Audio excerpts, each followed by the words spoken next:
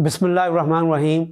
GCIL के platform से सफ़र दर सफ़र के प्रोग्राम के साथ नईम बलोच हाज़िर खिदमत है। और आज हमारे साथ जो वकी इल्मी शख्सियत तशरीफ़ रखते हैं वो जनाब प्रोफेसर डॉक्टर अबू सफ़ियान इसलाही साहब हैं। वो बतौर ख़ास अलीगढ़ यूनिवर्सिटी से तशरीफ़ लाए हैं और उनको हमने ज़हमत दी कि वो यहाँ पर आएँ और सफ़र दर सफ़र में अपना इल्मी जो सफ़र है उससे हमें मुस्तफ़ीद करें। तो मैं मज़ीद कोई रुकावट या हायल होने के बजाय बराह रास्त उनसे मुखातब होता हूँ। और मेरा पहला सवाल डॉक्टर साहब से ये है कि वो अपना इल्मी सफ़र जो यकीनन मदरसातुल इस्लाह से शुरू हुआ था, वो ख़ुद ही बताएंगे कि मदरसातुल इस्लाह में कितना अरसा रहे और उसके बाद उनकी तालीमी जो सरगर्मियाँ थीं वो कहाँ से दोबारा शुरू हुई। देखिए, मेरी ये इंतहाई सआदत है, खुश नसीबी है कि दो चीज़ों से मेरा ताल्लुक़ रहा है। एक तो ख़ित्ते आज़मगढ़ से, हाँ, और ख़ित्ते आज़मगढ़ के बारे में मेरा ख़ैर कुछ बताने की ज़रूरत है कि जहाँ से अल्लामा शिबली का ताल्लुक़ रहा हो, जहाँ पर दारुल मुसन्नफ़ीन हो, शिबली कॉलेज हो, इतने बड़े इदारे हों, तो ज़ाहिर है कोई मेरे लिए बाइस इफ्तिखार है, बहुत ही मरदम खेज़ बाइस सादत मेरे लिए है। दूसरी बात है कि ये जो इदारा है मदरसतुल इस्लाह, इससे बड़े इदारे भी हो सकते हैं, बड़े मदारिस भी हो सकते हैं, लेकिन इसका जो फ़िक्र है, फ़िक्र एतबार से इसका कोई सानी नहीं है, कोई हमसर नहीं है। मैं अक्सर मदारिस में जाता रहता हूँ और मदारिस के निसाब को देखता रहता हूँ, लेकिन ये वाहिद मदरसा है मदरसतुल इस्लाह कि जिसके निसाब में अव्वलियत और फ़ौक़ियत जिस चीज़ को दी गई है वो मुताले कुरान को दी गई है। और वो मुताले कुरान नहीं कि किसी तफसीर को पढ़ लें, किसी तर्जुमा को पढ़ लें। मदरसतुल इस्लाह ये कहना चाहता है कि कुरान को डायरेक्टली पढ़ा जाए। आज मगरिब भी ये कहते हैं कि डायरेक्ट मैथड जो है वो बड़ा मुअस्सिर होता है। तो कुरान से बराह रास्त अगर आप मुखातिब होना चाहते हैं और उसको अपने ऊपर अप्लाई करना चाहते हैं तो डायरेक्टली उसे पढ़िए। और इस इदारे की दूसरी ये खुसूसियत है कि जो जदीद उलूम है, फ़िलासफ़ी जैसे है, अंग्रेज़ी जैसे वो है, इन सारी चीज़ों को पढ़ने की बात वो करता है। अच्छा, पढ़ने की बात इसलिए करता है कि उसका निसाब मौलाना हमीदुद्दीन फ़राही ने बनाया था, जिन्होंने सर सैयद को देखा था, अलीगढ़ तहरीक उनके सामने थी और अलीगढ़ मुस्लिम यूनिवर्सिटी में प्रोफेसर थे, शिबली भी प्रोफेसर थे। तो इन दोनों ने मिलकर उस इदारे को बनाया है। तो उस इदारे का निसाब कैसा होगा, वो किस तरीके के मज़ामीन पढ़ाता है, वो सब आपके सामने है। तो मेरी ये खुशबख्ती रही है कि मैं इस इदारे का फ़ारिग़ तहसील हूँ। उसके बाद मुझे लखनऊ यूनिवर्सिटी जाना हुआ और लखनऊ यूनिवर्सिटी के सिलसिले में मैं एक शेर पढ़ना चाहता हूँ। अचानक मेरे जहन में आया है, लखनऊ हम पर फ़िदा है, हम फ़िदाए लखनऊ, आसमां की क्या हकीकत जो छुड़ाए लखनऊ। वाह। मैंने अभी लखनऊ की तहज़ीब की बात कही है, तो लखनऊ की तहज़ीब का जब ज़िक्र आएगा, बहुत कुछ इसके ऊपर लिखा गया है, लेकिन अब्दुल हलीम शरर ने जिस एंगल से, जिस ज़ाविये से उसकी अज़मत, तहज़ीबी अज़मत बयान की है, उसको पढ़ना बहुत ज़रूरी है। और एक बात मेरे जहन में और अभी आ गई है, मलिक ज़ता मंजूर एक उस्ताद वहाँ हुआ करते थे लखनऊ यूनिवर्सिटी में उर्दू के, उनकी अभी किताब आप बीती है रक़्स शरर के नाम से, उसमें भी लखनऊ की तहज़ीब का, लखनऊ यूनिवर्सिटी का ज़िक्र है। ज़ाहिर है मैं तफसील में ना जाते हुए इतनी बात ज़रूर कहूँगा कि लखनऊ यूनिवर्सिटी का अब तो वो ये इम्तियाज़ बाकी नहीं है, लेकिन सन 1981 से पहले और उसके बाद चंद साल उसका इम्तियाज़ ये था कि चाहे वो मुस्लिम तलबा हों या गैर मुस्लिम तलबा हों, दोनों मिल के रहते थे। दोनों के रास्ते जुदा जुदा नहीं थे। हाँ, मज़हब दोनों के अलग अलग ज़रूर थे, लेकिन उनके दरमियान एक उख़ुवत का रिश्ता था, एक जमहूरियत का रिश्ता था। और वहाँ के जो असातिज़ा थे وہ کبھی مسلم غیر مسلم طالب علم کی بات نہیں کرتے تھے. اگر کوئی مدرس ہو تو تمام طلبہ کو ایک آنکھ سے دیکھتے تھے. میرے ایک استاد تھے رستوگی صاحب, وہ مجھ پر زیادہ توجہ دیتے تھے, اور میری کلاس میں تقریباً آپ بتائیں کہ 80 سے 85% غیر مسلم طلبہ تھے. تو ایک روز جب کلاس سے وہ باہر نکلے تو میں نے ان سے پوچھا کہ سر جو آپ اس طریقے سے مجھے ویٹیج دیتے ہیں, مجھے نوازتے ہیں, شفقت فرماتے ہیں, اس کا کچھ اچھا اثر نہیں پڑے گا؟ کہنے کہ میں تو چاہتا ہوں اچھا اثر نہ پڑے, میں صرف یہ بتانا چاہتا ہوں کہ کہیں تم کو نہ یہ احساس ہو کہ یہ ایک طریقے سے ہندو بھائیوں کی زیادتی ہے, میں ہندو ٹیچر ہوں, تو کہیں فوکس میرا تم لوگوں پر کم تو نہیں ہے. تو کہتے ہیں کہ میں اس احساس کو ختم کرنا چاہتا ہوں کہ ایک ٹیچر کے ہاں اسلام یا ہندو دھرم نہیں آتا, دونوں کوئی تفریق نہیں ہے, دونوں کو وہ یہ ایک آنکھ سے دیکھتا ہے. اس کے بعد لکھنؤ یونیورسٹی کے بعد میں علی گڑھ مسلم یونیورسٹی. اس سے پہلے ایک کوشچن, عام طور پر جو اسلامی جہاں پر تعلیمات ہوتی ہیں ان کا جو مدرسہ ہوتا ہے, وہاں کے پڑھنے والے, وہاں کے اساتذہ, وہاں سے فارغ التحصیل, ان کا ایک خاص حلیہ ہوتا ہے روایتی طور پر, جبکہ ہم آپ کو مختلف دیکھ رہے ہیں. اس حوالے سے تھوڑا سا بتائیے کہ مدرسۃ الاصلاح کا یہ کلچر ہے یا ایک فکری آزادی ہے کہ آدمی کے حلیے پر بھی کوئی قدغن نہیں ہے, وہ جس طریقے سے جس چیز کو درست سمجھتا ہے اس کو اختیار کر سکتا ہے؟ اچھا سوال آپ کا ہے. دیکھیے وہاں پر فکری قدغن نہیں ہے کسی طریقے کی. میں ایک بات بتانا چاہتا ہوں, اچھا کیا سوال آپ نے کر دیا. مولانا حمید الدین فراہی کے زمانے میں ایک قادیانی کو وہاں ٹیچر رکھا گیا تھا, تو ایک عجیب ہنگامہ سا بپا ہوا. طلبہ, اساتذہ, اراکین مدرسہ, سب لوگوں نے کہا کہ یار یہ تو بڑی پریشانی کھڑی کر دے گا, سب کو قادیانی بنا دے گا اٹھا کر. مولانا فراہی تک جب یہ احساسات پہنچے تو بلایا اور ہلکی سی تقریر کیا. انہوں نے یہ کہا کہ اس سمندر میں صرف ایک قطرہ وہ بیچارہ ہے, آپ اتنے سارے لوگ اور کتاب الہی آپ کے ہاتھ میں ہے, اس کو آپ چینج نہیں کر سکتے ہیں, وہ سارے لوگوں کو چینج کر دے گا. تو کہنے کہ پھر میرے مدرسے کا جو مقصد ہے وہ فوت ہو جائے گا. میں یہ چاہتا ہوں کہ جب ٹیچر کا انتخاب کیا جائے تو یہ نہ دیکھا جائے کہ کتنا وہ نمازی ہے, کتنی روزے رکھتا ہے, کتنی تلاوتیں کرتا ہے.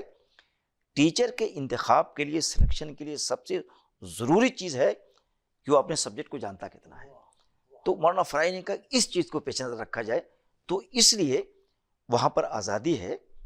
آپ آزادی کے حوالے سے میں یہ بھی کہنا چاہوں گا کہ وہ پہلا مدرسہ ہے کہ وہاں کے فارغین جامعات میں جاتے رہے, اور دنیا بھر کے جو اس کے فارغین ہیں وہ یونیورسٹی میں پروفیسر ہیں, جیسے خاکسار بھی اتنا سا پروفیسر ہے, اور ریسرچر ہیں, سائنٹسٹ ہیں, سائنٹسٹ بھی وہاں سے نکلتے ہیں. جی نکلتے ہیں. تو یہ اس مدرسے کا امتیاز ہے. جو آپ نے سوال کیا تو میں نے تھوڑا سا بتا دیا, لیکن تفصیل میں نہیں جاؤں گا. اب علی گڑھ پہ آتا ہوں. جناب علی گڑھ کے بارے میں بہت سے لوگوں نے لکھا ہے, اور جن لوگوں نے صرف تحریر میں علی گڑھ کو پڑھا ہے, جیسے محمد ذاکر علی خان صاحب کی کتاب ہے روایت علی گڑھ, کہ وہاں کی ٹریڈیشنز کیا ہیں, روایات کیا ہیں, اس کی بود و باش کیا ہے. اگر اس کو آپ پڑھیے تو یقین جانیے کہ اگر آپ کا دل زندہ ہے, مردہ نہیں ہے, تو آپ یہ چاہیں گے کہ میں علی گڑھ کو ایک بار دیکھوں, ہاں اس ادارے میں ایک بار میں پڑھوں, یہ وہ چاہے گا.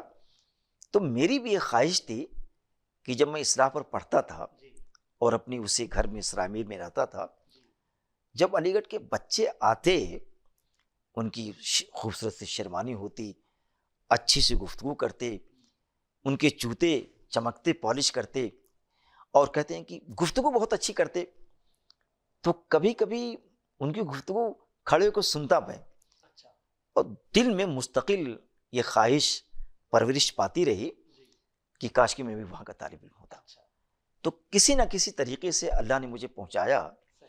اور ڈاکٹر صاحب میں یہ کہنا چاہتا ہوں, آپ بھی کہیں کے پڑھے ہوئے ہوں گے, لیکن انسان کو ایک بار ضرور وہاں جانا چاہیے, ایز اے طالب علم, as a teacher, as a visitor, as a guest ضرور جایا جائے، چونکہ وہ ایسی سرزمین ہے کہ جہاں سے تہذیب قسم خدا کی اگلتی ہے، اور اسی تہذیب کا معجزہ تھا، اسی تہذیب کی ایسی کشش تھی کہ علامہ اقبال بھی باز نہ آئے، وہ علی گڑھ گئے، اور علی گڑھ جب وہ جاتے تھے، ایک تو رشید احمد صدیقی نے یہ لکھا ہے اور لوگوں نے لکھا ہے کہ جیسے فصل بہار آ گئی ہو، پوری یونیورسٹی ان کو چاہتی تھی، ان سے محبت کرتی تھی، اور علامہ اقبال بھی کہتے تھے کہ جیسے مجھے کسی ایسی دنیا میں اللہ نے پہنچا دیا ہو جہاں علم ہے، مسرت ہے، نشاط ہے۔ کہتے ہیں کہ وہ سر سید سے بڑی محبت کرتے تھے، ان کے استاذ گرامی بھی سر سید سے بہت محبت کرتے تھے، اور ان کے والد محترم بھی سر سید سے بڑی محبت کرتے تھے، اور اس کے بعد علامہ اقبال بار بار جاتے رہے۔ ابھی ایک پاکستانی صاحب نے یہ لکھا ہے کہ 3 بار وہ علی گڑھ گئے، کل میں نے پڑھا 10 times گئے، 10 دفعہ گئے، 10 دفعہ گئے۔ اور ان کے دوستوں کی جو فہرست آپ تیار کریں گے، جو فلاسفی کی ڈپارٹمنٹ کے استاد تھے سید ظفر الحسن، ان کی 2 کتابیں انگریزی میں ہے کہ کلام اقبال کیا ہے، علامہ اقبال کی خودی کیا ہے، اور ان کا سارے کیا کیا کیا جہتیں اس کی ہیں، بڑی اچھی کا نام انہوں نے ڈسکشن اپنی دونوں کتابوں میں کیا ہے۔ اور علامہ اقبال سے لوگ اتنی محبت کرتے تھے کہ رشید احمد صدیقی کے گھر گئے علامہ اقبال ملنے کے لیے، تو رشید احمد صدیقی نے کہا ذرا علامہ صاحب کو روکو، 2 منٹ میں آ رہا ہوں، ورنہ جلدی سے دروازہ کھولتا انسان بیٹھاتا ہے، روکو۔ ان کے بیٹے اقبال رشید جن کا نام تھا کراچی میں رہتے تھے، ابھی نوزائیدہ تھا، چند دنوں کے ہاتھ میں لے کر آئے، علامہ اقبال کو دے دیا، کہنے کہ علامہ صاحب میری یہ درخواست ہے، اس کا کچھ نام رکھیں، کہنے ابھی رکھ دیتا ہوں، اس کا نام اقبال رکھو۔ وہ نام رکھ دیا گیا، اور آج بھی وہ اب مرحوم ہو گئے، کراچی میں رہتے تھے، میری ان سے ملاقات ہوئی ہے۔ تو وہ جو ادارہ ہے ڈاکٹر صاحب، میں ذرا لمبی گفتگو رہی، وہاں آج بھی اس دور انحطاط میں جو انسانیت بیچاری چیخ و پکار رہی ہے، جہاں بلب ہے، آج بھی کوئی مہمان آتا ہے اور اس سے پوچھتا ہے کہ فلاں صاحب کا گھر کہاں ہے، وہ کس ڈپارٹمنٹ میں وہ صاحب ہیں، ان کا میزبان، تو کہنے کا ہاں ابھی ہم بتا دیں آپ کو، فوراً چاہے طالب علم ہو یا استاذ ہو، وہ ان کو پہلے لے جاتا ہے اور پوچھتا کہاں لے جا رہے ہیں، کہیں بھائی آئیے وہیں لے جا رہا ہوں، لیکن بہکا کے ان کو لے جاتا ہے، سب سے پہلے چائے پلاتا ہے، کچھ ناشتہ کراتا ہے، ان کی تکان کو دور کرتا ہے، پھر فوراً لے جاتا ہے وہاں جو ان کی منزل ہے، جو ان کی غایت ہے، وہاں پہنچاتا ہے۔ تو میں چاہتا ہوں، آپ سے بھی چاہوں گا، آپ کے بیٹے صاحب سے بھی میں چاہوں گا کہ ایک بار جو یہ صرف ہندوستان کا نہیں، پوری دنیا کا سب سے بڑا ادارہ ہے، جہاں تہذیب پنپتی ہے، جہاں اسلامیات پر، ادب پر، فلاسفی پر، سائنس پر، انجینئرنگ پر اتنی چیزیں لکھی گئی ہیں کہ دنیا سے آنکھیں ملا سکتا ہے۔ اندرا گاندھی جب علی گڑھ مسلم یونیورسٹی آئیں تو انہوں نے کہا کہ یہ تو مسلمانوں کا ادارہ ہے، یہاں کہاں تحقیق ہوتی ہوگی، مسلمان تو سوتا ہے، تعیش پسند ہے، یہ ہے وہ ہے، کہہ کے چلی گئیں۔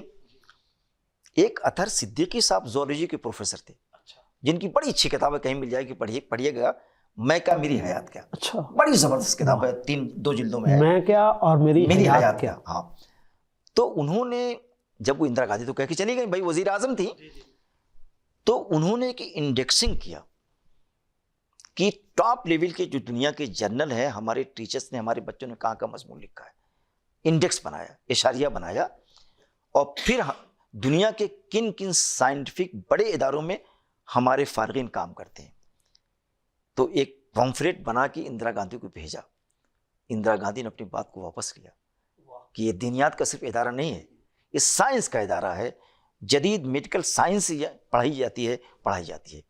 تو میری یہی درخواست ہے کہ سر سید نے جس اخلاص کے ساتھ، جس محبت کے ساتھ علی گڑھ تحریک کی بنیاد ڈالی تھی، علی گڑھ ادارہ قائم کیا تھا، میں سمجھتا ہوں کہ اس میں اتنی طاقت ہے کہ اس پر کچھ بھی آفات سماویہ آتے رہیں، لیکن اللہ اس کو باقی رکھے۔ اچھا ڈاکٹر صاحب، چھوٹا سا تعارف ہے جی۔ بہت مہربانی۔ اچھا یہ فرمائیے، آپ نے ڈاکٹریٹ بھی علی گڑھ یونیورسٹی سے کی، اب آپ نے 3 بڑے ہی وقی اداروں میں تعلیم پائی، مدرسۃ الاصلاح، لکھنؤ یونیورسٹی اور علی گڑھ مسلم یونیورسٹی. آپ ان تینوں کو سامنے رکھتے ہوئے اپنی شخصیت کی ڈیولپمنٹ میں سب سے زیادہ اثر کس ادارے کو کہیں گے کہ اس کا ہے؟ چلیے، اچھا سوال آپ نے کیا ہے. یہ سب میری دل کی باتیں ہیں، دل کے تار ہیں جس کو آپ جھوڑ رہے ہیں. ابھی مدرسۃ الاصلاح کی میں نے عظمت کو بیان کیا ہے، لکھنؤ یونیورسٹی کی امتیاز کو میں نے آپ کے سامنے رکھا ہے. لیکن جناب عالی، کوئی بھی مدرسہ ہو، اگر صرف آپ مدرسے میں رہیں گے، وہاں سے نہیں آگے جائیں گے، تو مجھے علامہ اقبال کا شعر پڑھنا پڑے گا کہ گلا تو گھونٹ لیا اہل مدرسہ نے، کہاں سے آئے صدائے لا الہ الا اللہ. مدرسہ کتنا بھی بڑا ہو، کتنا بھی ایڈوانسڈ ہو، ترقی یافتہ ہو، لیکن ادارے سر سید نہیں بن سکتا ہے. لکھنؤ یونیورسٹی بہت بونی ہے ادارے سر سید کے آگے، بہت چھوٹی ہے میں آپ سے بتاؤں. اور علی گڑھ ادارہ ایک ایسا دریا ہے کہ دریا اس میں آ کے ملتے ہیں تاکہ ہمارا وجود باقی رہے. وہ سمندر ہے جہاں پر علم کے دریا آ کر گرتے ہیں. مجھ سے ایک صاحب نے سوال کیا کہ اتنی کتابیں لکھتے ہو، گفتگو کرتے ہو، سیمینار میں جا کر مقالے پڑھتے ہو، اچھا اصلاحی یہ بتاؤ، میرے کولیگ تھے، تم اصلاح پہ رہتے تو یہی سب کرتے؟ میں نے کہا نہیں کرتا. یقین جانیے کہ اصلاح نے دیا بہت کچھ ہے، لیکن اس دینے کا اظہار کیسے کیا جائے؟ یا آپ کے پاکستان میں جو مجھے اتنی ساری عزت مل رہی ہے، اس میں میرا کوئی کمال نہیں، ادارے سر سید کا کمال ہے. وہ بولنا سکھاتا ہے، وہ لکھنا سکھاتا ہے، تصنیف کے طریقے بتاتا ہے، اور ادب سے محظوظ ہونا بھی بتاتا ہے. مولوی نہیں جانتا یہ سب چیزوں کو، مولوی یہ سب چیزوں کو نہیں جانتا. تو اگر آپ ادب کی بات کریں گے، معاشرتی اقدار کی بات کریں گے، اسلام کی عالمگیریت کی بات کریں گے، آفاقیت کی بات کریں گے، تو اس سے مولوی ہو کے نہیں کر سکتے ہیں. وہاں کے بعد دنیا کی ساری، ابھی میں نے آپ کی بیٹی سے کہا ہے کہ بیٹی جو چیزیں یہاں پر ہیں، صرف آپ پاکستان میں رہیں گے تو پاکستان کی تعریف کرتے رہیں گے، جناح صاحب کی تعریف کرتے رہیں گے، ساری اپنے مینار پاکستان کی تعریف کرتا رہیں گے. لیکن جب دنیا کو آپ دیکھیں گے تو آپ کا ویژن بڑھے گا، آپ کے تصورات بڑھیں گے. علامہ شبلی نے کہا ہے اپنے سفر نامے میں، جب وہ ترکی گئے تو انہوں نے کہا وہاں جانے کے بعد میں نے وہ کچھ دیکھا کہ اگر زندگی چلی جاتی ہے ترکی کو نہ دیکھتا تو کہتے کہ میری زندگی میں نقص باقی رہتا. تو اس لیے اس نقص کو ختم کرنے کے لیے ضروری ہے کہ سفر کیا جائے. قرآن نے خود کہا ہے کہ سیرو فی الارض، دوڑو بھاگو، کائنات کو دیکھو. برق صاحب کی ایک کتاب ہے دو قرآن، قسم ہوتا کہ جب اسے دیکھا تو بڑی حیران، من کہا یار یہ دو قرآن، اب پڑھا تو ہے نہیں، ٹائٹل سے کہہ رہا ہوں، بڑا پاگل آدمی ہے، دو قرآن. جب پڑھا میں نے تو پتہ یہ چلا کہ ایک تو وہ قرآن جو ہم پڑھتے ہیں، اور کائنات کو دیکھنا ایک قرآن ہے. قرآن خود کہتا ہے کہ کائنات کو دیکھو، پڑھو، ستاروں کو دیکھو، آسمان کو دیکھو، کوئی نقص اس میں نظر آ رہا ہے؟ بتاؤ ذرا. تو جب تک دونوں قرآن کو پڑھیں گے، دونوں قرآن پڑھنا مدارس نہیں سکھاتے ہیں. وہاں تو قرآن بھی نہیں بلکہ اپنی فقہ اور اپنا فلسفہ پڑھایا جاتا ہے. علی گڑھ مسلم یونیورسٹی دونوں چیزیں بتاتا ہے. آپ کے لاہور میں ابھی جو آیا تھا، میں ایک کتاب کا اجرا کرنے کے لیے آیا تھا، جناب عالی جب اس میں تقریریں ہونے لگیں تو تمام لوگوں نے کہا کہ دیوبند کے مسلک کو آگے بڑھایا جائے، کسی نے کہا حنفی مسلک کو آگے بڑھایا جائے. جب میری باری آئی تو میں نے کہا میں اعلان کرنا چاہتا ہوں کہ دیوبندی نہیں ہوں، میں اعلان کرنا چاہتا ہوں کہ حنفی المسلک نہیں ہوں، میں ایک مسلم ہوں اور مسلم رہنا چاہتا ہوں اور مسلم کی حیثیت سے دنیا سے جانا چاہتا ہوں. تو یہ علی گڑھ مسلم یونیورسٹی ہے ڈاکٹر صاحب. جی اچھا، آپ نے ڈاکٹریٹ وہاں سے کی، آپ تھوڑا سا اپنے ڈاکٹریٹ کے جو موضوع ہے اس کا بھی تعارف کرائیں. ڈاکٹر صاحب دیکھیے، میری جو ایم فل ہے وہ مصر کے 4 شعراء ہیں، 4 شعراء ہیں، اور وہ 4 بڑے ایجپشین پوئٹس وہ سب ہیں، جس میں عقاد ہیں، بہت بڑا عقاد فلاسفر ہے، بہت بڑا. مازنی ہیں, عبد الرحمن شکری ہیں, اور میرا جو پی ایچ ڈی کا مقالہ ہے وہ ڈیولپمنٹ آف ایجپٹ ایسے رائٹنگ ہے, ایجپشین ایسے رائٹنگ ہے, کہ مصر میں مقالہ نگاری کا ارتقاء کیا ہے, اس پر میں نے کام کیا ہے. اور اس میں میں نے جمال الدین افغانی کو پڑھا ہے, محمد ابدہو کو پڑھا ہے, رشید رضا کو پڑھا ہے, اور بہت سے سارے, طاہا حسین کو میں نے پڑھا ہے, اور رافعی کو میں نے پڑھا ہے, تو ان احمد امین کو میں نے پڑھا ہے. ان سارے لوگوں کے پڑھنے کے بعد مجھے یہ اندازہ ہوا کہ وہاں جو مقالے لکھے جاتے تھے اخبارات میں, رسائل میں, جرنلز میں, وہ بڑے قیمتی ہیں, بڑے قیمتی ہیں. اس میں ایک مقالہ احمد امین کا ہے کہ اسکول کیسا ہونا چاہیے, ہاں بچوں کی تعلیم کیسے ہونا چاہیے. تو انہوں نے وہی بات وہاں کہی ہے کہ جیسے ہمارے مدارس ہیں, ان مدرسوں میں بچوں کو نہ پڑھایا جائے. یہ بات انہوں نے کہی ہے, اور انہوں نے یہ کہا ہے کہ وہ ایسا مدرسہ ہو کہ جو کھیلنے کی بات کرتا بھی ہو, وہ ایسا مدرسہ ہو کہ جو بولنے کے طریقے اس کو بتاتا ہو, وہ ایسا مدرسہ ہو کہ جو بے باکی جس کے اندر پیدا کر دے, شجاعت و جرأت اس کے اندر پیدا کر دے. لکھا کہ جو مدرسے ہمارے ہیں وہ مؤدب اس کو بناتا ہے, صرف حرکت کرنا نہیں سکھاتا ہے. یہ خاص بات ہے.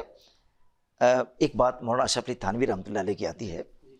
ان کے کوئی مرید تھے, تو مرید سے انہوں نے کہا کہ اچھا اب جب آنا تو اپنے بیٹے کو لے آنا, بیٹے کو لے آنا. اب وہ گھبرائے کہ اللہ ہمارے پیر صاحب تو بڑا بدتمیز قسم کے بچے تو یوں شریر ہوتے ہیں, تو کہنے کی تو کیا کیا جائے اب.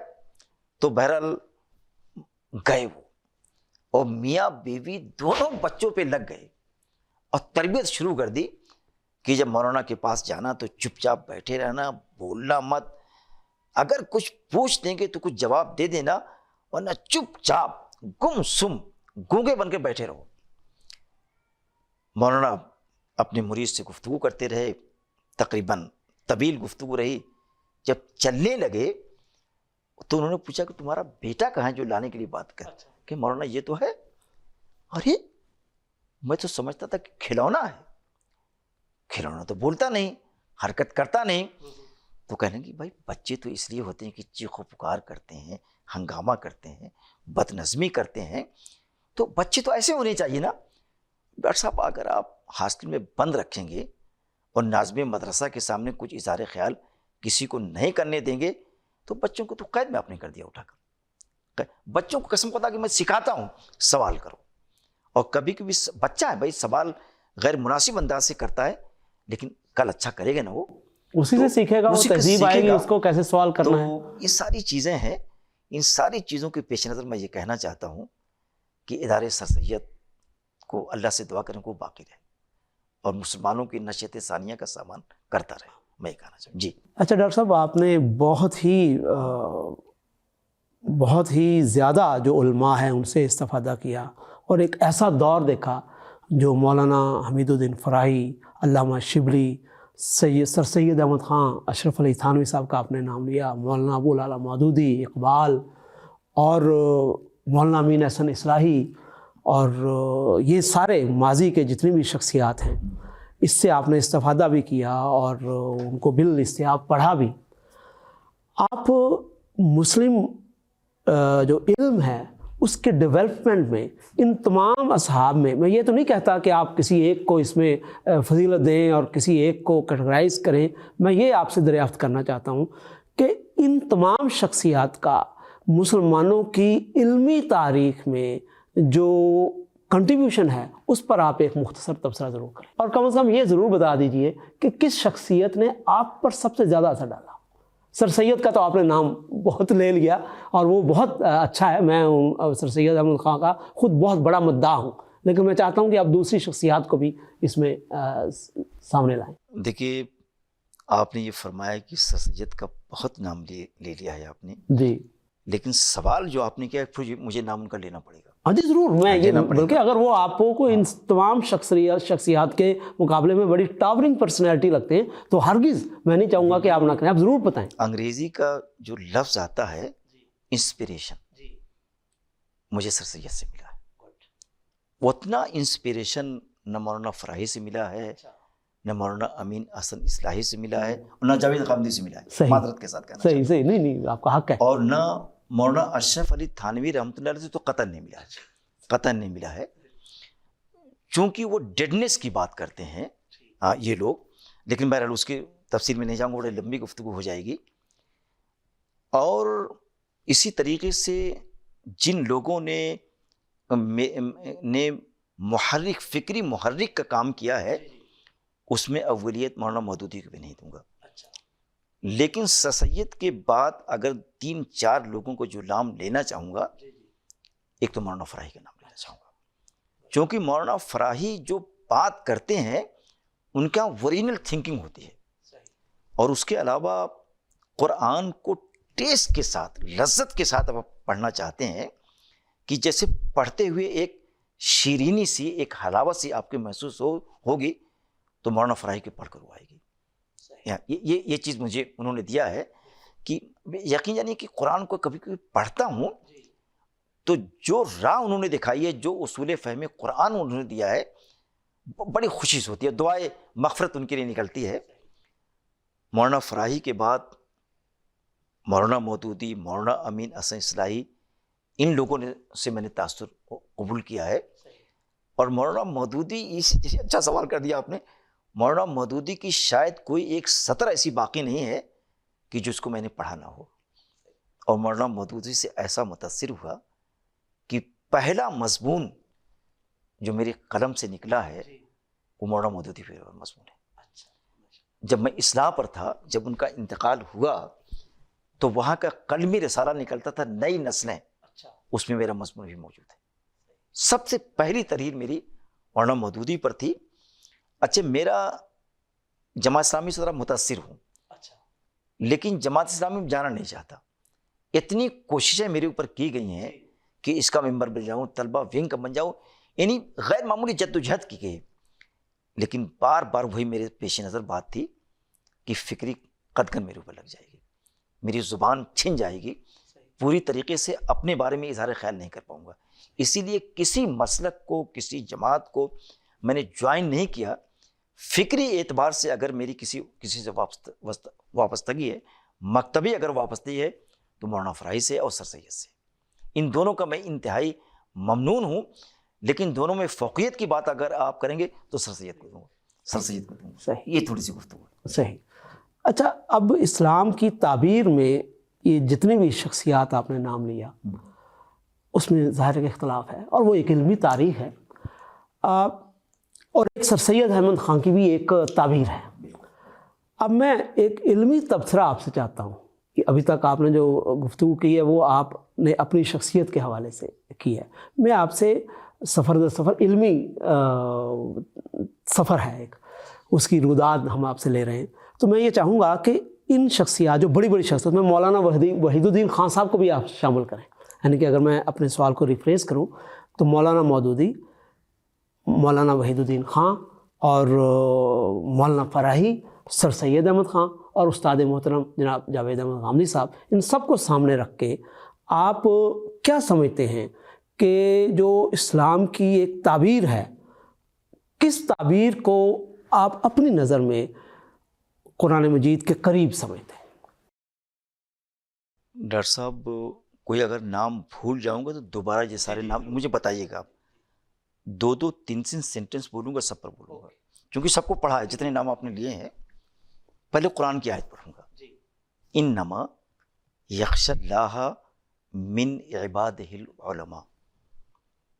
یہاں علماء سے وہ مراد نہیں ہے جو خاص قسم کی ٹوپی ہے اور یہ وہ. یہاں عالم مراد ہے، دانشور مراد ہے، اسکالر مراد ہے، کہ جو عالم ہوگا، اسکالر ہوگا، وہ اللہ سے ڈرے گا. ہاں، اس کے یہاں اپنی ایکٹیویٹیز پر، اکیڈمک ایکٹیویٹیز پر اس کو افتخار نہیں ہوگا کہ میں اتنا بڑا عالم ہوں، اتنی بڑی کتابیں لکھ. ہاں، اس سلسلے میں سب سے پہلے سر سید کا نام لوں گا. بہت تھوڑا بولوں گا کیونکہ بڑے بڑے سوالات کو بڑا لمبا چاہیے، لیکن 2 سینٹنس میں سب کو نکال دوں گا. سر سید نے اتنا کچھ لکھا ہے ڈاکٹر صاحب اور وہ اوریجنل ہے بالکل.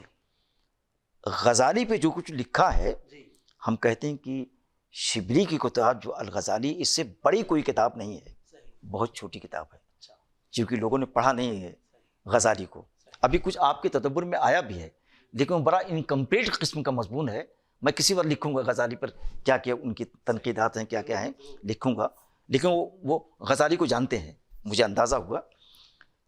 تو میں یہ کہنا چاہتا ہوں کہ سر سید سے میں اس لیے متاثر ہوں یا سر سید کو اس لیے پسند کرتا ہوں کہ انہوں نے نئے نئے اکیڈمک صوتوں کو جنریٹ کیا ہے. نقلچی نہیں ہے, جس کو نقلچی ہے, چونکہ اسکالر نقلچی نہیں ہوتا, جنریٹ کیا ہے. اور اس کو جنریٹ کرنے پر کبھی اظہار نہیں کیا کہ میں نے یہ کر دیا ہے, میں نے وہ کر دیا ہے. ہمیشہ اپنی جنریشن کے لیے, اپنی ملت کے لیے اور اسم کے فروغ کے لیے تڑپتے رہے. اگر تھوڑا موڑا کوئی کام کر دیتا ہے تو ابلیس ہو جاتا ہے. تو وہ ابلیسی عالم نہیں تھے, وہ عالم تھے جس کا قرآن تقاضا کرتا ہے. یہ بات ہو گئی. دوسرا رام مولانا فراہی کروں گا, اور یہ بھی کہوں گا اصلاحیوں سے ہٹ کر. وہ کہتے ہیں کہ سر سید سے متاثر نہیں ہے, میں کہتا ہوں 100% متاثر ہے. ہاں یہ کہتا ہوں, لیکن قرآنک اسٹڈیز کو جتنے آگے لے کر گئے ہیں سر سید وہاں تک نہیں پہنچ سکے تھے. انہوں نے اشارات تو دے دیے تھے, لیکن ان اشارات کو ٹاپک بنا دینا, مضمون کی شکل دے دینا, فلاسفی کی شکل میں لا کے رکھ دینا, یہ سر سید نے کام نہیں کیا تھا, فراہی نے کیا تھا. فراہی کو اس لیے پسند کرتا ہوں, علامہ سید سلیمان ندوی نے ان کے بارے میں کہا تھا کہ شبلی جب دارالمصنفین میں آتے ہیں تو تقوی کی بہار آ جاتی ہے, ایمان کی بہار آ جاتی ہے. یہ لفظ استعمال کیا تھا. یعنی کبھی بھی فراہی کو یہ ان کے حاشیے خیال میں نہیں آیا کہ مجھے کچھ آتا ہے. دراصل یہ عالم کی پہچان ہے, میں آپ سے بتاؤں, یہ عالم کی پہچان ہے. اس کے بعد میں مولانا مودودی کا نام لینا چاہوں گا. مولانا مودودی ایک تھنکر تھے, میں ان کو مانتا ہوں. مولانا ابو الحسن علی ندوی کو تھنکر نہیں مانتا ہوں. ہاں نہیں, مجھ سے کبھی لمبی گفتگو میں بتا دوں گا ساری چیزیں, لیکن مولانا مودودی کو تھنکر نہ مانوں, مفکر اسلام نہ کہوں تو یہ زیادتی ہوگی. لیکن تھوڑا سے مولانا مودودی نو ڈاؤٹ کی ان کی ڈیڈیکیشن کو کوئی فراموش نہیں, بڑا کام انہوں نے کیا ہے, لیکن تھوڑا سے یہ چاہتے تھے کہ سیاست میرے ہاتھ میں رہے, سیادت میرے ہاتھ میں رہے. اب یہ مرض لیکن کم تھا, لیکن وہ چاہتے تھے کہ میری ہیڈشپ جو ہے ختم نہ ہونا پائے. لیکن ان کے کام سے, ان کی خدمات سے میں انکار کسی طریقے سے نہیں کر سکتا ہوں. بڑی ان کی خدمات ہیں. اور اس ہیڈشپ کے سلسلے میں سر سید کو بھی تنقید کرتے تھے. اور میں یقین جانی کہنا چاہتا ہوں, ان کی تحریروں میں کہیں تفصیلی بحث سر سید پہ نہیں ملتی ہے. اسٹیٹمنٹ ضرور ملتا ہے لیکن تفصیلی بحث نہیں ملتی ہے. میرا یہ گمان ہے ان کے اسٹیٹمنٹ سے, ان کی کتابوں کے سامنے رکھ کر, کہ سر سید کو پڑھا نہیں تھا انہوں نے. اگر وہ پڑھتے تو تجدید و احیاء دین جو کتاب ہے اس میں سر سید کو لکھتے, قسم بتا کے لکھتے. بہت اچھا تھا, بہت اچھا. میں آپ سے بتاؤں, لکھتے وہ. یہ ہو گیا. اب بات آتی ہے مولانا امین احسن اصلاحی صاحب کی. ابھی میں وہاں پر گفتگو کر رہا تھا, جیسے ان کا سائنٹیفک انداز ہے مولانا مودودی کا, فاضل باتیں نہیں کرتے ہیں, جتنی بات کہنے کے لیے ضرورت ہے اتنی ہی باتیں کہتے ہیں.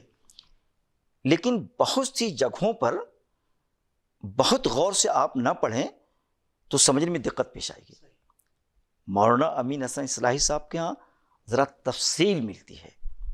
ان کا سائنٹیفک انداز ہے, ان کا ادبی, پیورلی ادب انشاء ان کا ہے, تو ان کی باتوں کو سمجھنے میں ذرا آسانی ہوتی ہے. لیکن وہی بات یہاں بھی کہوں گا کہ نظم قرآن کی ابتدا ہندوستان میں سر سید نے کیا, اس سے پہلے مہایمی نے کیا, پھر اس کے فراہی نے پوری کتاب لکھ دی دلائل النظام.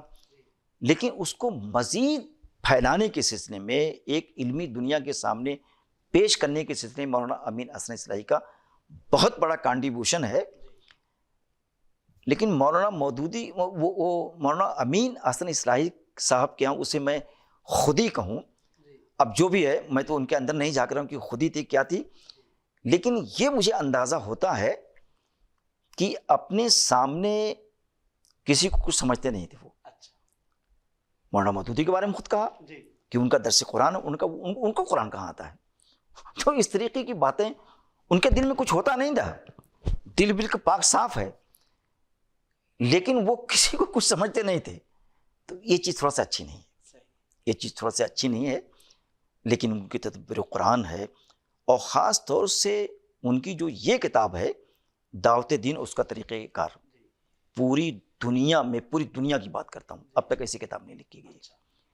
اگر کسی سے کوئی سوال کیجئے کہ جماعت اسلامی ہے کیا، تو میں کہوں گا جماعت اسلامی کیا ہے، تو مولانا مودودی کی لٹریچر میں پڑھو، یہ کتاب پڑھ لو، ان سے کتاب لکھوائی گئی باقاعدہ. جی باقاعدہ ترجمان میں اس بل کے ساتھ چھپتی رہی. بار بار جو مولانا مودودی اور سارے لوگ اقامت دین پہ گفتگو کرتے ہیں، اقامت دین کیا ہے اس کتاب میں پوری طریقے سے. تو ان کا بہت بڑا کنٹریبیوشن ہے جماعت اسلامی کی تعارف کرنے کے سلسلے میں. لیکن اگر آپ فروغ چونکہ آپ چاہتے ہیں، تو مولانا امین احسن اصلاحی اب جیسے جب اپنے گھر جاتے تھے تو جس ایک کے پر وہ بیٹھتے تھے اکیلے بیٹھتے تھے، اس وقت کوئی نہیں بیٹھے گا. تو یہ وہ تھوڑا سا تھا ان کے اندر، ایسا متکبر نہیں کہوں گا اس کو، جو بھی آپ لفظ کہیں، لیکن اپنے آپ کو ممتاز رکھنا چاہتے تھے. وہ اگر وہ جماعت اسلامی میں یہ والی چیز ان کے پاس نہ ہوتی نا کہ میں بھی کچھ ہوں، تو اسی میں ضم ہو جاتے، ضم ہو جاتے، پھر وہ تدبر نہ لکھ پاتے. تو یہ ایک چیز ہے. اب آپ نے وحید الدین خان صاحب کی بات کہہ دی. پروفیسر الطاف احمد اعظمی ایک بڑے آدمی ہیں، انہوں نے ان کے اوپر کچھ چیزیں لکھی ہیں. انہوں نے کہا کہ جتنی میں نے ان کی تحریر پڑھی ہے، اس سے یہ نتیجہ میں نے اخذ کیا ہے کہ جماعت اسلامی سے صرف اس لیے الگ ہوئے، وہ بھی اصلاحی ہیں، وہ بھی اصلاحی اس لیے الگ ہوئے ہیں کہ مولانا مودودی تو بن نہیں سکتے ہیں، تو اپنی ایک تحریک چلا کر مولانا مودودی بننا چاہتے ہیں. اور میں ان سے یہ پوچھنا چاہتا ہوں کہ یار مولانا مودودی کی جو ٹوپی ہے اس کو مت کھینچاتانی کرو، ایک تم ٹوپی بنوا لو اٹھا کے اپنی. انہوں نے لکھا کہ تم ٹوپی ایک سلوا لو، مارکیٹ میں سل جائے گی. بھائی مولانا مودودی کی ٹوپی تم کیوں اتار رہے ہو؟ تو وہ مولانا مودودی کے سے بڑے ہو کر رہنا چاہتے تھے، بڑے بن کر رہنا چاہتے تھے. اب اس کی کوئی بھی تحریر آپ اٹھا لیجیے، مولانا مودودی کو ہر جگہ تنقید کرتے ہیں، جماعت اسلامی کو تنقید کرتے ہیں، ہندوستان کے مسلمانوں کو تنقید کرتے ہیں. اور ہمارے یہ جو قارئین ہیں نا، ان کے بڑے عاشق ہیں. اور ایک عاشق غطریف صاحب بھی ہیں، اظہری صاحب کے بیٹے بھی ہیں. انہوں نے تو ساری باتیں ان کے بارے میں صحیح کہی ہے، اور یہ بھی کہہ دیا کہ تذکیر القرآن کا بھی ایک امتیاز ہے. میں یقین جانیں کہ ان کے اسٹیٹمنٹس نے، میں جس دن ان کی تفسیر کو میں نے دیکھا، میں نے کہا یار مولانا اصلاح کے پڑھے ہوئے ہیں، لیکن اس میں اصلاح جو نہج، جو محور دیتا ہے قرآن کے، وہ کہیں اس میں نظر نہیں آ رہا ہے. تو میں سمجھتا ہوں ان کی جتنی کتابیں، جتنی تحریریں ہیں، اس میں سب سے سستی اور سب سے افلاس زدہ جو تحریر ہے ان کی تذکیر القرآن ہے. آپ نے جاوید غامدی صاحب کے بارے میں پوچھا ہے. جاوید غامدی صاحب ظاہر ہے کہ اپنے آپ کو کہتے ہیں اور ہیں بھی مولانا امین احسن اصلاحی کے شاگرد اپنے آپ کو بتاتے ہیں. ایک بات اس سے پہلے یہ کہہ دوں کہ مجھے ان کی بہت سی باتوں سے اتفاق نہیں ہے، لیکن وہ باتوں کو یہاں پہ نہیں گناؤں گا. لیکن جاوید غامدی صاحب کا جو بیانیہ ہے نا، کہ نئی نسل کی سوچ کیا ہے، عصری اسلوب کیا ہے. بھائی خود شاعر ہیں، ان کا دیوان بھی ہے، زبان پہ بڑی اچھی گرفت ان کی ہے. جب گرفت زبان پر ہو، خطابت پر ہو، تو قارئین اس سے متاثر ہو جاتے ہیں. تو یہ نوجوان نسل، ایون میرا بیٹا ان سے متاثر ہے، ان کی ستائش کرتا ہے. لیکن ایک چیز میں یہ کہنا چاہتا ہوں کہ اگر اس تحریک میں، اس تحریر میں اور اس البیان میں تھوڑا سے اظہاریہ انداز نہ ہو، جیسے اپنے ترجمے کے بارے میں کہتے ہیں کہ یہ پہلا ترجمہ ہے جس میں نظم قرآن کی رعایت کی گئی ہے، لیکن میں نے مضمون لکھا ہے، یہ بتا دیا ہے کہ اس میں جاوید صاحب کا کوئی حصہ نہیں. اس میں تدبر قرآن کو آپ اٹھا لیں اور تفہیم القرآن کو اٹھا لیں، وہی سب اس میں چیزیں ہیں، کہیں تھوڑا ضرور اضافہ کر دیا ہوگا لیکن وہی سب چیزیں ہیں۔ تو دوسرے ایک بات یہ کہنا چاہتا ہوں، جاوید الدین غامدی صاحب سے اس کے حوالے سے درخواست کرنا چاہتا ہوں، میرے خود ان سے تعلقات ہیں، ان کا جب میرے پاس فون ان کا آیا کہ میں اصلاحی صاحب آنا چاہتا ہوں، میں نے کہا آئیے، تو میری ملاقاتیں یہاں ان سے رہی ہیں، میں ان کا انہیں اپنا ایک بڑا سا بھائی مانتا ہوں، لیکن جاوید غامدی صاحب سے ایک درخواست کرنا چاہوں گا کہ اچھا کام کر رہے ہیں، اچھے طریقے سے تقدیم ان کی ہوتی ہے، لیکن کوئی ایسی چیز وہ نہ کہیں کہ جس سے ملت مضطرب ہو جائے۔ جی دیکھیے، وہ بھی چینل سے آپ کی کوئی بات وہ اس چینل پہ آئے گی، عوام میں پھیلے گی، تو اگر ملت میں کوئی ایسا اتحاد ہے تو اس اتحاد سے وہ اتحاد متاثر ہو رہا ہو آپ کی نئی چیزوں سے، نئے خیال سے، تو یہ ذرا بہت، اب جیسے تراویح کے سلسلے میں انہوں نے کوئی بات کہہ دی ہے، ہاں نو ڈاؤٹ مجھ بھی ان سے اتفاق کروں گا جاوید غامدی صاحب سے کہ تراویح کی کوئی حیثیت نہیں ہے، قرآن کو ختم کرنے کی یہ کہیں کچھ بھی نہیں ہے ڈاکٹر صاحب، یہ ہندوستانی ہے یا برصغیر یا کہیں بھی کہہ لیجیے، لیکن یہ بتائیے کہ اگر میں تراویح کے بارے میں کچھ نہ بولوں، اور رمضان یہ تو ہے حدیث میں کہ عبادتوں کو مہینہ ہے، یہ بھی کہا گیا ہے کہ اس مہینے کے آنے سے پہلے صحیح حدیث ہے اس کی تیاری کرو کہ کیسے روزہ رکھنا ہے، کیسے عبادات کرنا ہے، تو تراویح تو ایک نفل ہے، وہ بھی عبادت کی ایک شکل ہے، تو اس کے تعلق سے کوئی ایسی بات نہ کہی جائے کہ اعتماد اور یقین کو ٹھیس پہنچے۔ اس طریقے کے بہت سے خیالات جاوید غامدی صاحب کے ہیں، ان کو ایک عظیم اسکالر مانتے ہوئے، قرآنی تحقیق کا پر مہارت رکھنے والا، اس کے اعتراف کے بعد میں یہ کہوں گا کہ کوئی ایسی بات نہ کہی جائے کہ جو ایک اضطراب کا، ایک ذہنی خلجان کا سبب بن جائے۔ میں یہ جاوید غامدی صاحب کے بارے میں کہنا چاہتا ہوں۔ اچھا، آپ علی گڑھ کا آپ نے نام لیا، علی گڑھ کا ایک تعارف جو پاکستان میں ہے وہ یہ ہے کہ وہاں سے پاکستان کی تحریک شروع ہوئی، اور جتنے بھی مسلم لیگی ہیں ان کو وہاں سے انہوں نے انسپریشن لی، اور پھر سر سید احمد خان کا دو قومی نظریہ، اور پھر سب سے پہلی جو بات ان سے منسوب کی جاتی ہے وہ یہی ہے کہ وہ بیسیکلی تھاٹ دینے والے ہیں ہندوستان کو مذہبی بنیادوں پر اور قومی بنیادوں پر تقسیم کی۔ اب آپ وہاں پر اس کے فارغ التحصیل ہیں، اور آپ اپنی شخصیت پر اس کا جتنا آپ نے ابھی اثر بیان کیا وہ بھی قارئین نے، سامعین نے سنا ہے۔ میں یہ چاہوں گا کہ آپ ذرا یہ تاثر بیان فرمائیں کہ پاکستان اور ہندوستان کے تعلقات، تو یہ کیسے ممکن ہوا کہ جو ایک مدرسہ، اگر یہ بات درست ہے پاکستان کے ذہن کے لحاظ سے کہ انہوں نے ہندوستان کی تقسیم میں بنیادی کردار ادا کیا، وہ وہاں پر کام بھی کرتا رہا ہے، ہو رہا ہے، اور اس کے باوجود وہاں پر لوگ جو پڑھ کر نکل رہے ہیں وہ ہندوستان کی تقسیم کے حوالے سے ان کا نقطہ نظر وہ نہیں ہے جس کے نتیجے میں پاکستان بنا۔ تو یہ ہمارا تاثر غلط ہے یا یہ ڈیولپمنٹ ہے، یہ ارتقاء ہے، کیا ہے؟ دیکھیے، میں کہنا چاہتا ہوں کہ سر سید احمد خان ایک پکے مسلمان تھے، لیکن ان کی ساری تحریروں کو آپ دیکھیے، کہیں بھی یہ چیز نہیں ملتی ہے کہ وہ مسلمانوں کے لیے کوئی الگ سے خطہ، میں یہاں رعایت نہیں کسی کروں گا، ایک دم ایمانداری سے بات کہہ رہا ہوں،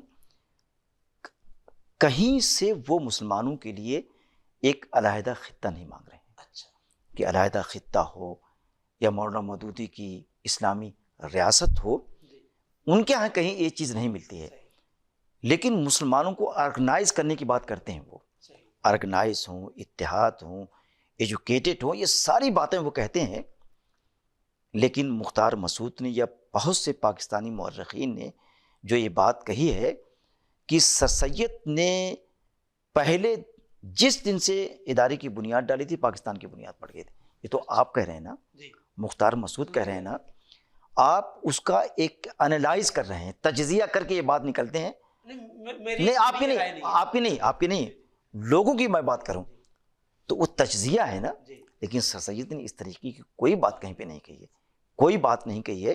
ہاں مسلمانوں کو جوڑنے کی بات انہوں نے ضرور کہی ہے، لیکن اس سے آپ وہ نتیجہ نکالیے، کوئی نتیجہ تو نکال سکتے ہیں، لیکن ایز اے محقق آپ کوئی ایسا ہنٹس نہیں اس میں دکھا سکتے ہیں. اقبال کے یہاں ہے ہنٹس، لیکن سر سید کے یہاں نہیں اس طریقے کا ہے. ہاں یہ بات میں ضرور مانتا ہوں کہ وہاں کے جو فارغین تھے، پڑھے لکھے لوگ تھے، اور جناب وہاں جاتے تھے، وہاں تقریر کرتے تھے، تو اس سے کچھ لوگ ضرور متاثر ہوئے. لیکن وہیں پر مختار مسعود کے علاوہ ایک اپوزٹ گروپ بھی تھا، ذاکر حسین کا تھا اور سارے لوگوں کا تھا. زبردست مخالفت ہوتی تھی اسی ادارے میں. تو اس ادارے کی ایک بڑی تعداد ہندوستان کی فیور میں تھی کہ ہندوستان تقسیم نہ ہو، اور ایک خاصی قابل ذکر تعداد تھی جو پاکستان بنانا چاہتی تھی. تو لیکن اس پر سر سید کو شامل نہ کیا جائے، میں سمجھتا ہوں سر سید کو شامل نہ کیا جائے. یہ میرا تھوڑا سے بس یہی میں کہنا چاہتا ہوں. آپ سے آخری سوال آپ کی اجازت سے. ڈاکٹر صاحب کر لیں. ہندوستان اور پاکستان کی جو ایک رفٹ ہے وہ آپ کے علم میں ہر ایک کو معلوم ہے. بطور اسکالر، بطور مسلمان، اور اس وقت آپ پاکستان میں بھی تشریف فرما ہیں، میں آپ سے یہ چاہوں گا کہ آپ ہمارے پاکستانیوں کو کیا نصیحت کرنا چاہیں گے کہ یہ رفٹ برقرار رہنی چاہیے کہ ختم ہونی چاہیے؟ اگر ختم ہونی چاہیے تو کوئی نصیحت ہمیں کریں. دیکھیے سب سے پہلے میں سیاسی مسائل میں نہیں جاؤں گا، نہ سیاسی گفتگو کرنا چاہتا ہوں، لیکن ایشور سے، بھگوان سے یا اللہ سے یہ دعا کرنا چاہوں گا کہ سیاسی جو بھی مسائل ہوں، لیکن دونوں ملکوں کی جو اسکالرس ہیں، جو شعراء ہیں، جو اچھی سی غزل پڑھتے ہیں، اب کوئی ہندوستان کا اچھا شاعر یہاں آئے گا اور اپنی غزل کو پڑھے گا تو ظاہر ہے کہ یہاں اس کو داد ملے گی، اور وہ داد اس کے لیے نہیں ہے، اس ملک کی ستائش ہے جہاں سے وہ آیا ہے. تو دونوں ملکوں میں چاہتا ہوں کہ اکیڈمک جو ریلیشن ہے وہ بحال ہو، دونوں ایک جگہوں پر آئیں جائیں. لیکن یہیں پر یہ بھی کہنا چاہوں گا کہ وہ اکیڈمک ریلیشن پیورلی دینی نہ ہو. جو کمپوزٹ تحریریں ہوتی ہیں، جس کی جمہوری آپ تحریر کہتے ہیں، کہ اس طریقے کے پیغامات یہاں سے جائیں، اس طریقے سے محبت کے پیغامات وہاں سے آئیں. اور جب اس طریقے کے اگر یہ اکیڈمک رشتے بحال ہو جائیں تو میں سمجھتا ہوں کہ پاکستان کے لوگوں کے دلوں میں اگر کچھ غبار ہے یا ہندوستان کے لوگوں میں کچھ غبار ہے، تو علم میں اتنی فورس ہے، اتنا پاور ہے، اتنی طاقت ہے کہ وہ ان چیزوں کو مٹا دیتا ہے. ادیب جو ہے نا، ادیب کے ہاتھ میں سب سے بڑی تلوار دنیا کی ہوتی ہے، سب سے بڑی طاقت ہوتی ہے. سر سید نے کہا تھا کہ ایجوکیشن کو ہم اکیڈمک تلوار کہتے ہیں. تو اگر ان دونوں ملکوں کے ہاتھوں میں اکیڈمک تلوار آ جائے تو میں سمجھتا ہوں کہ جو دوریاں ہیں اور جو محجوریاں ہیں، جو دونوں تھوڑے سے دور دور ہو گئے ہیں، وہ اکیڈمک رجحان دونوں کو گلے ملنے پر، معانقہ کرنے پر مجبور کر دیں گے. تو میرا یہ پیغام ہوگا. بہت شکریہ ڈاکٹر صاحب، آپ کی آمد کا، آپ کے قیمتی وقت کا، مصروفیات کے باوجود آپ یہاں پر تشریف لائے. اللہ تعالیٰ آپ کے علم میں، آپ کی عمر میں، آپ کی صحت میں مزید برکت دے. بہت شکریہ. عنایت ذرا نوازی.